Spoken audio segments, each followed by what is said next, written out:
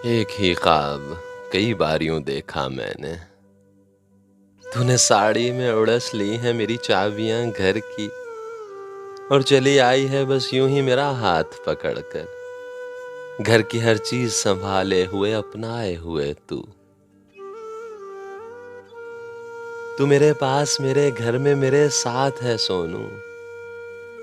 मेज पर फूल सजाते हुए देखा है कई बार, और बिस्तर से कई बार जगाया भी है तुझको। चलते फिरते तेरे कदमों की वो आहट भी सुनी है। गुनगुनाती हुई निकली है गुसल खाने से जब भी, अपने भीगे हुए बालों से टपकता हुआ पानी मेरे चेहरे पे छिड़क देती है तू सोनू की बच्ची। फर्श पर लेट गई है तू कभी रूठ के मुझसे, और कभी फर्श से मुझको भी उठाया है मनाकर। ताश के पत्तों पे लड़ती है कभी खेल में मुझसे, और कभी लड़ती भी ऐसे है कि बस खेल रही है।